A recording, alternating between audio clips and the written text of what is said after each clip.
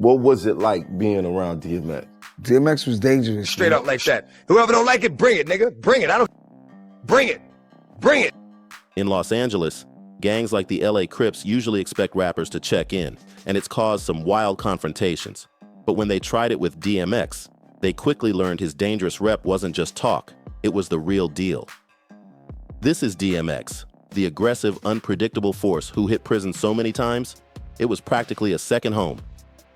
This whole checking in thing has been around for a minute now. Gangs shaking down rappers like it's just another business deal. They even slapped a name on it, checking in. Take Big U, for example, one of the biggest names tied to enforcing this so-called system, and now sitting behind bars for it. He's flat out said rappers must check in when they step into certain cities. He even tried to explain it with an analogy, comparing it to military airspace and politics. Like, you can't just fly through some zones without clearance. But here's the crazy part. A lot of folks see this as straight up ridiculous, because the truth is, they only target black celebrities and rappers. It's like they're gatekeeping their own community, which is wild. But DMX, that's one man you just couldn't pull that stunt on. Nobody in this nigga crew running behind him to stop this nigga, so I'm like... Trying to force DMX to check in? Yeah, that was a huge mistake. DMX wasn't built like the rest. He was wild, raw, and straight up fearless. Fat Joe even shared a jaw-dropping story. One night, he, DMX, and Big Pun had just wrapped a show and pulled into a gas station. Out of nowhere, some guy walks in rocking a flashy chain, and DMX straight up snatched it right there on the spot. No hesitation, no warning, just pure DMX energy. And then there's Aries Spears' story. According to Aries, he was at an event pushing his comedy CD. Aries was making the rounds, asking celebs to co-sign his comedy CD, including DMX. But DMX wasn't exactly thrilled about those impressions Aries had been doing of him. So DMX tells him, "We need to talk," and leads him into a locker room. Out of nowhere, nearly 30 guys trail in and surround them, forming a tight circle. Then DMX's bodyguard slams the door and plants himself right in front of it. No way out. DMX starts pressing Aries about the impressions, and Aries tries to explain. It was all in fun, no disrespect. Then, still trying to do his hustle, Aries pitches the CD like he had with everyone else. What was it like being around DMX? DMX was dangerous, man. When you around him, he's like, you don't know what's gonna happen. You know what I'm saying? Very unpredictable. DMX just looks at him and says, "Come to my hotel later. Let me hear it." DMX told him, "If it's good, cool. If it's not, then let out that famous growl." But here's the part that really shook Aries. Right after saying it, DMX pulled a razor blade from under his tongue. After seeing that, Aries said there was no way he was showing up at that hotel. And DMX's wild stories don't stop there. Jay Pharoah once shared that during a performance with DMX, the man was so hyped, throwing fists in the air, that he accidentally clocked Jay right in the face mid-set. Then there was that other time, when DMX had rappers literally running for their lives. Memphis Bleek once told this wild story. Bad Boy Records was chilling on a Miami beach when Mace rolled up on a little scooter. The second DMX spotted him, he took off chasing Mace down. Bleek, seeing DMX for the first time, was stunned. This man was pure chaos in motion. DMX didn't fear anyone, and gangs got zero respect from him.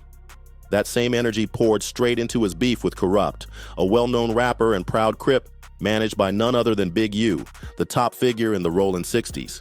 But DMX, he wasn't fazed.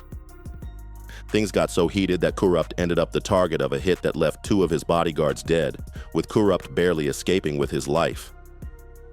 And almost instantly, whispers started spreading, people wondering if DMX himself might have been behind it.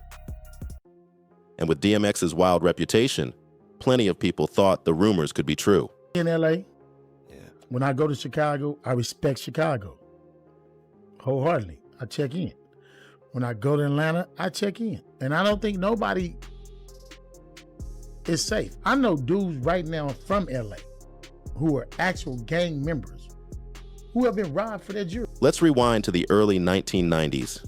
back when DMX was the undisputed underground king of New York's rap scene. On the other side of the country, Kurupt was just a hungry newcomer in the West Coast game. In 1992, at only 19, Kurupt and his close friend, Daz Dillinger, signed with Death Row Records.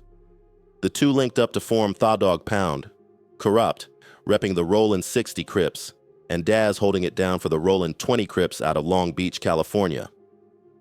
Not long after, Thaw Dog Pound grew into a full-blown crew, the Dog Pound Gangsta Clique, stacked with heavy hitters like Snoop Dogg, Nate Dogg, and RBX. The crew first made a serious splash when they showed up all over Dr. Dre's classic 1992 album, The Chronic. Then, in '93, they kept the momentum rolling, playing a huge role on Snoop Dogg's legendary debut, Doggy Style. Kurupt and Daz weren't just background, they were on multiple tracks and skits, locking themselves in as a core part of Death Row's rise to dominance. By 1994, Thaw Dog Pound was ready to take center stage. They kicked off their debut album rollout with the single What Would You Do? A track so hot, it scored a Grammy nomination in 1996 for Best Rap Performance by a Duo or Group. When Dog Food finally dropped on October 31st, 1995, it smashed onto the Billboard 200 at number 1, moving over 270,000 copies in just its first week. That success made Thaw Dog Pound one of the most in-demand duos in the game. And by 1996, Kurupt's personal life was making headlines too. He had started dating Brooke. Kurupt's fiancée was none other than Brooklyn rapper Foxy Brown, and by 1997, the two were officially engaged. But while that was happening, over on the East Coast, DMX was exploding onto the scene. America and all these countries have what is called airspace. If you invade their airspace with a plane, they consider that an act of war. You can choose not to, and it's gonna be a problem. If dudes come and you move it in a certain way, if you choose not to check in, suffer. After signing with Def Jam, he dropped his debut single, Get At Me Dog, in February 1998, a raw anthem that peaked at number 39 on the Billboard charts and proved DMX was a serious threat in the game. Later that same year, DMX unleashed his classic debut album, It's Dark and Hell Is Hot, an instant smash that shook the rap world and cemented him as one of hip-hop's biggest stars. But by mid-1998, things got messy. Rumors started flying that DMX and Foxy Brown, Kurupt's fiancé at the time, were secretly hooking up behind his back. According to Foxy Brown, it was Rough Riders member Eve who ran to Kurupt with claims that something was going on between her and DMX. That set off a serious rift between Foxy and Eve. Foxy swore nothing major happened, saying DMX just had a crush on her. She accused Eve of blowing the whole thing up and stirring drama for no reason. The timing made it even messier.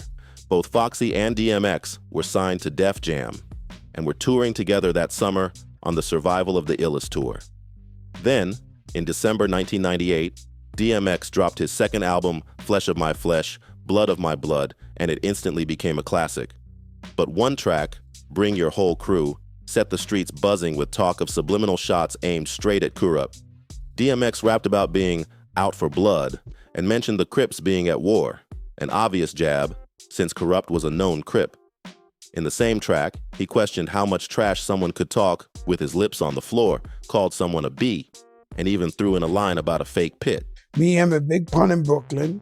And after the show, we stopped at the gas station. Meanwhile, the whole crowd was just going, stop, shut him down, open up, chop, ho. Like, DMX was crazy. Fans were convinced this was a jab at Kurupt, linking it to Thaw Dog Pound and painting him as a fake pit bull. DMX even rapped about wanting to choke and kill someone, which many took as a warning for Kurupt to back off before things got ugly. While it was never confirmed as a direct diss, the timing made it almost impossible not to connect the dots. By 1999, the tension between DMX and Kurupt was boiling over, especially after Kurupt caught wind that DMX had been spending time with his fiancée, Foxy Brown, behind his back. Then things really hit a new level. On January 26, 1999, Foxy dropped her album China Doll, which featured the track Dog and a Fox with DMX. That collab didn't just confirm Foxy and DMX were together, it allegedly cut deep for Kurupt, because according to him, the concept for that song was originally meant to be a duet between him and Foxy. If true, that would have been a major betrayal, and it only poured gasoline on the fire. So now it was Kurupt versus DMX, full throttle. Around the same time, Kurupt was working on his second album, Tha Streets Is a Mutha, and decided he wasn't going to dance around the situation. He came right at it with a track called Calling Out Names, a diss aimed at multiple people, including DMX, 50 Cent, and J. Rule. The song leaked months before the album officially dropped, instantly lighting up the rap world. Right in the first verse, Kurupt zeroed in on DMX, calling him a mother, and spitting that the only X he respects is Exhibit or RBX. He accused DMX of trying to steal his fiancée Foxy Brown, then dismissed her entirely, saying DMX could keep her, labeling both of them as just chasing a check. Kurupt didn't pull a single punch, warning DMX that if he ever set foot on the West Coast, he'd be stripped and beaten over a woman. He even bragged about moving on with a new girl, taking yet another jab at Foxy and the chaos tied to her. We on stage, right? And we doing Party Up and we killing it, you know what I'm saying? DMX accidentally snuffs me.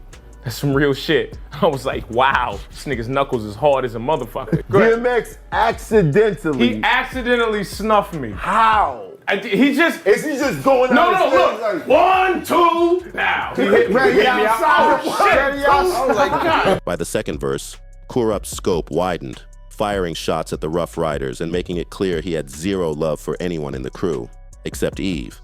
Kurupt's praise for Eve seemed to back up Foxy Brown's claim that Eve was the one who told him about her and DMX. From there, Kurupt went for the jugular, spitting F the Rough Riders, F the Firm, and F Belly. The Firm was Foxy's rap crew led by Nas, while Belly was the 1998 crime film starring DMX and Nas. These weren't random names. Kurupt's shots were clearly aimed at DMX and Foxy, with Nas catching strays after he publicly praised the DMX-Foxy link in an extra large interview, even suggesting Foxy should have been with someone from New York instead. And he wasn't done. Kurupt ended the track by mocking DMX's iconic "Get at me dog" line, mimicking his delivery and taunting him. On the original version of the diss, he even mocked DMX right at the very start. But the tension didn't just stay on wax. Things got dark. On October 17th, 1999, at about 11:40 p.m., Kurupt was inside Echo Sound Studios in Los Angeles, working on his album. I'm in the back seat like, what happened between him and Mace? Like, who is this nigga? And nobody in this nigga crew running behind him. While Kurupt was working on Tha Streets Is a Mutha, chaos erupted. A shooting broke out. His bodyguard, Dwayne Dupree, was killed after taking multiple gunshots to the chest. Two other rappers, Willard Givens and Javon Jones, were also hit, one in the calf, the other in the foot. Almost instantly, speculation started swirling that DMX might have had something to do with it, especially given the timing and Kurupt's recent diss track. But DMX's camp was quick to clap back. A spokesperson stated, "DMX is in Miami recording his album. It is unfortunate that an act of nature happened. DMX is not knowledgeable of this. I just got off the phone with him." DMX himself denied any connection to the shooting. Still, the whispers didn't stop. With his fierce reputation and explosive personality, plenty of people weren't ready to completely rule him out. A month later, on November 16th, 1999, Kurupt dropped Tha Streets Is a Mutha. If he finna give you back what he always been, a beast on the mic with the vocals that can't nobody touch. He gonna make you go get the dictionary to understand every word he just. As expected, the controversial track Calling Out Names made the cut, complete with all the shots aimed at DMX. But Kurupt didn't stop there. On another track, Who Ride With Us, he took it a step further. At the end of the song, there's a skit where he's flipping through fake radio stations, one of them featuring a parody of DMX, complete with someone imitating his voice, adding another layer of straight-up mockery to their feud. But DMX wasn't about to let that slide. Just a month later, on December 21st, 1999, he came back swinging, dropping his third album. And then there was X, which in It featured one of DMX's most iconic hits, Party Up, Up in Here. Most people remember it as a club anthem, but a lot of fans believe it was really a diss aimed straight at Kurupt. From the very first line, "Y'all gonna make me lose my mind, up in here, DMX set the tone, throwing threats at cowards and taking a jab at Kurupt's crew, saying they could get dealt with quick. Some even think a line about a gun clicking and fights breaking out over some dumb ish was a veiled reference to the Echo Studio shooting, and the shots didn't stop there. In the second verse, DMX gets personal, calling rappers characters who aren't even good actors, which many took as a direct shot at Kurupt. He kept going, calling someone whack, twisted, and then dragging Kurupt's personal life right into it by referring to Foxy Brown as a hoe. DMX also took a moment to vent about men fighting over women who don't even belong to them, another clear jab at Kurupt and the Foxy Brown drama. By the third verse, he cranked the aggression all the way up, warning, "You keep running your mouth, you gon' blow your lung out," and even hinting at making someone disappear. Was you and X issue actually over her? Total. Oh, so X was messing with her when y'all was together? Total. Then she took one of my concepts. We was gonna make a record called The Dog and the Fox. No. Yeah. Wow. And then she went and did it with Those lines only added fuel to the rumors linking him to the Echo Studios attack. But what made Party Up such a brutal counterpunch wasn't just the bars, it was the success. The track became a global smash, blasting in clubs, dominating radio, and popping up in movies. For Kurupt, hearing DMX clown him on a song that big had to sting bad. It wasn't just a diss, it was humiliation on a worldwide stage. DMX proved you don't always need to drop more diss tracks. Sometimes you just win by making your enemy the punchline in a hit record. Sometimes all it takes is dropping a hit that's everywhere. Fast forward to January 17th, 2000, DMX hit the American Music Awards at the legendary Shrine Auditorium in Los Angeles. While there, he stepped into the press room to field questions from reporters. Killed two of his bodyguards. They're trying to kill him. Killed two of his bodyguards. So they blamed it on me because he made a song about me. Even though nobody really heard the song. And, you know, being that he made a song about me, I had to be the one doing it. I'm not pissed off. Naturally, someone asked about his ongoing beef with Kurupt. DMX's answer. He claimed there was no issue at all between them. It was a surprising move, especially since Party Up had bars many believed were aimed straight at Kurupt, and the industry had been buzzing about their tension for months. So why the sudden downplay? Some thought it was DMX brushing Kurupt off, refusing to give him the clout. Others speculated it was a strategic way to take heat off the rumors linking him to the Echo Studios shooting. As for Kurupt, he stayed unusually quiet during this stretch, letting the whispers swirl while DMX kept moving forward. Even though Party Up was blasting in every club and dominating radio, Kurupt didn't clap back with another diss track. Instead, he switched tactics. On July 17th, 2001, he dropped his album Space Boogie, Smoke Odyssey, and on one track, Just Don't Give a F, he addressed the feud head on. In it, Kurupt made it clear he was ready to bury the beef with DMX. But that didn't mean their saga was over. Fast forward a few years, August 23rd, 2005, Kurupt released his album Against the Grain. One track, Speak On It, quietly stirred the pot again. This time, he talked about people comparing rappers like 50 Cent, Ja Rule, and DMX to Tupac, and he shut those comparisons down quick, declaring there would never be another Pac. Then, in a more direct, in that call-out, Kurupt mentioned DMX by name, making it clear he wasn't the new Tupac either. After that, the feud slowly faded into the background.